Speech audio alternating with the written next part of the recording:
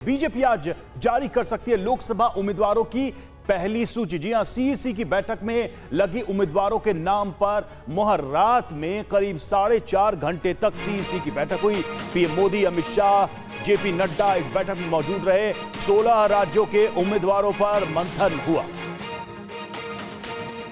तो सीईसी की बैठक में नामों पर मुहर लगी है। आज नामों का ऐलान हो सकता है।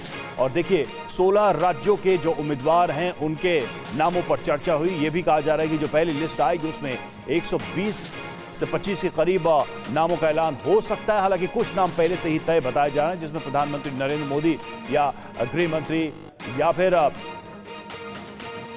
गडकरी जैसे तमाम बड़े दिग्गजों की सीट और उनके नामों का जिक्र हो सकता है। फिलहाल सीईसी की जो बैठक हुई है उसमें उम्मीदवारों के नाम फाइनल कर लिए गए हैं। आज इन नामों का ऐलान संभव है।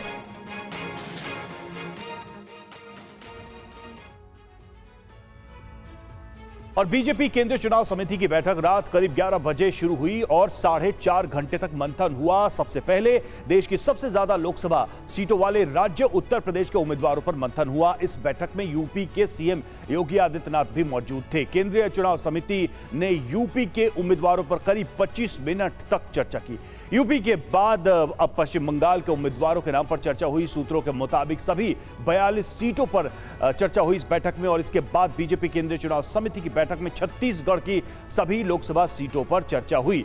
बीजेपी आज छत्तीसगढ़ की 4 लोकसभा सीटों के उम्मीदवारों के नाम का ऐलान कर सकती है। और केंद्रीय चुनाव समिति की बैठक में तेलंगाना के उम्मीदवारों पर भी मंथन हुआ। खबर है कि बीजेपी 3 सीटिंग सांसदों को इस बार दोबारा टिकट दे सकती है। और इसके बाद पश्चिम बंगाल और केरल की सभी सीटों पर चर्चा हुई।